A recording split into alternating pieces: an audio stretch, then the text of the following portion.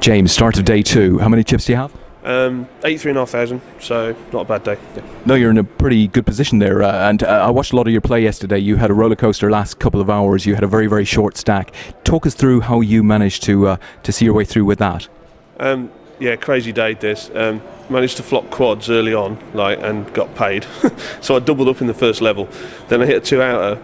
And I was up to 32,000 at the break, and I've never had so many chips in my life, and I didn't know what to do with them. So I, as all good amateur poker players do, I then blinded away for the next 3 hours, and I got down to about 10,000. And I played better as short stack anyway. So yeah, it was all about picking my spots and getting my chips in first, really. And luckily, I didn't get knocked out. So. And you found a beautiful position late on day one where you had aces and found yourself up against two short stacks with ace jack and ace 10.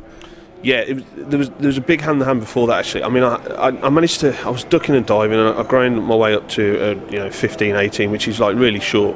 And I managed to find there was an undergun raise, and I managed to find queens, and he was priced into call with ace queen, so I doubled up that hand to get him to 40.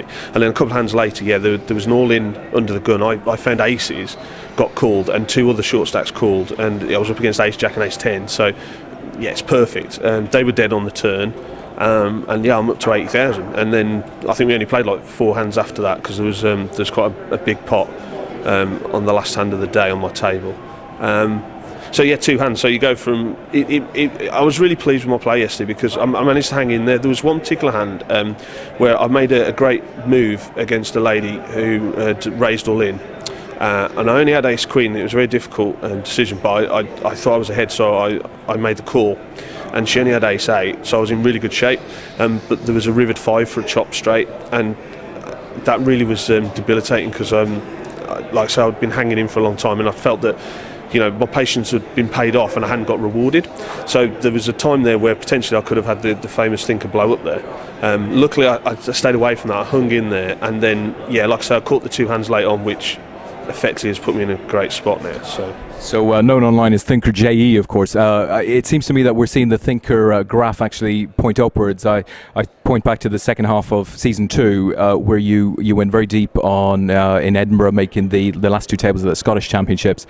You went on to finish 4th in the World Championships towards the end of season 2, and here you are again, day 2 in Cardiff. So, what do you think will be a success for you from this weekend? I've got to win it. Simple as that. Yeah, I made day 2 Cardiff last year as well, and managed to run kings into aces. Like I say, Scotland was a good tournament for me. London was amazing, absolutely amazing tournament. I played my best poker I've ever played there. Don't do so well at Walsall, but we'll scratch on that one.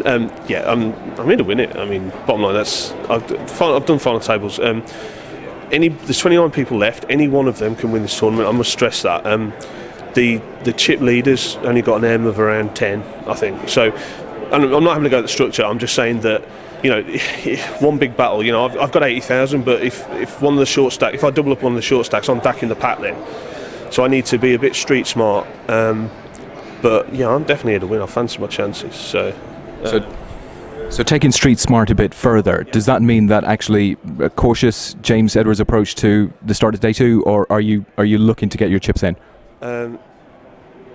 I'm pretty flexible. I haven't made my mind yet. I mean, my table position is quite interesting. I've got a lot of short stacks to my left and big stacks to my right, which is pretty good for me. But again, I don't want to be taking chances with my stack. I don't need to at this stage. I can perhaps be.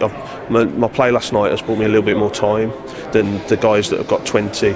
And on some of the other tables, the guys have only got like 15 and 7. So I mean, the money thing is not an issue for me. I don't play to ladder or anything. If I feel I've got the great, if I think I've got the best hand, I don't have a problem lobbing them in.